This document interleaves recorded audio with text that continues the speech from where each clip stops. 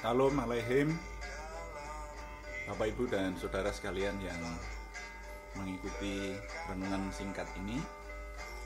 Kita akan melanjutkan perenungan mengenai penguasaan diri.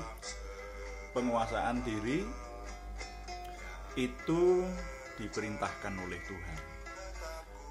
Dan penguasaan diri itu sangat penting dalam kehidupan orang beriman. Walaupun orang sudah memiliki prestasi yang baik, sudah bisa meraih segala sesuatu yang dianggap berhasil, tapi kalau tidak bisa menguasai diri, maka ketidakmampuan untuk menguasai diri itu bisa menghancurkan banyak hal. Nah, itulah sebabnya maka penguasaan diri itu penting dan diperintahkan oleh Tuhan. Ingat kembali 1 Petrus pasal 4 ayat 7, kesudahan segala sesuatu sudah dekat. Karena itu kuasailah dirimu dan jadilah tenang supaya kamu dapat berdoa. Jadi perintah Tuhan supaya kita bisa menguasai diri dalam segala sesuatu. Nah, penguasaan diri juga sangat erat kaitannya dengan orang yang punya prinsip. Orang yang bisa menguasai diri adalah orang yang punya prinsip dan punya andalan atau punya pegangan. Sebagai orang beriman, pegangan kita adalah firman Tuhan. Nah, di dalam seri penguasaan diri ini, paling tidak sudah selalu kita ingat ada 7 hal yang saya catat. Penguasaan diri itu diperlukan pada waktu-waktu tertentu, yaitu di 7 situasi ini.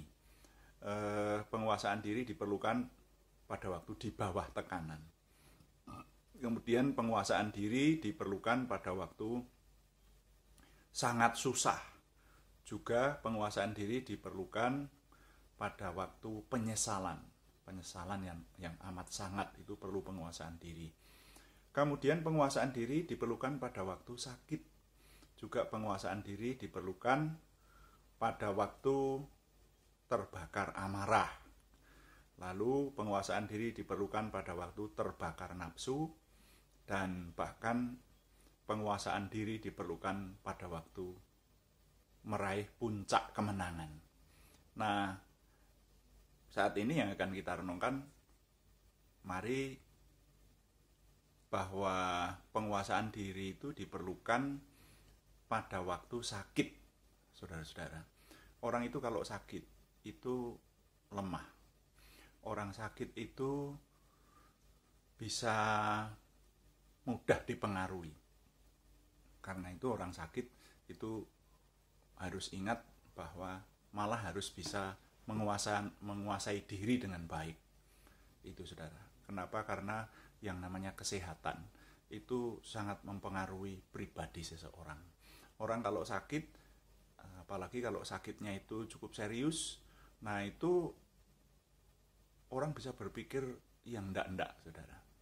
Dan kalau penyakit itu begitu mengganggu, apalagi dalam waktu lama, itu pikirannya dekat sekali dengan kematian. Nah, orang kalau sudah berpikir sampai di situ, itu perlu penguasaan diri. Makanya harap punya hati terhadap orang yang sakit. Kalau punya saudara yang sakit, itu dijenguk, didoakan, itu perlu. Orang yang sakit itu perlu dikuatkan jiwanya. Nah, demikian juga pada waktu menderita kelemahan semacam itu, ayo ingat bahwa harus punya penguasaan diri yang baik. Jadi penguasaan diri itu penting. Penguasaan diri perintah Tuhan. Dan penguasaan diri harus ada pada setiap orang beriman. Kalau kita memiliki penguasaan diri yang baik, maka iman kita terjaga, hidup kita terjaga, dan sesuai dengan firman Tuhan, kita bisa berdoa. Orang tidak bisa berdoa kalau tidak bisa memiliki penguasaan diri yang baik. Karena itu, penguasaan diri mesti tetap diusahakan dalam hidup kita. Tuhan dipuji, amin. Mari kita berdoa.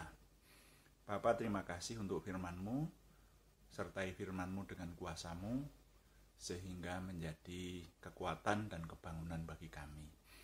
Berkati kami semua, terutama hari-hari ini, keluarga-keluarga yang ada di kami semua, Tuhan berkati, sehingga kami tetap ada di dalam kesehatan dan damai sejahtera dari Tuhan. Dalam nama Tuhan Yesus Kristus kami berdoa. Haleluya. Amin.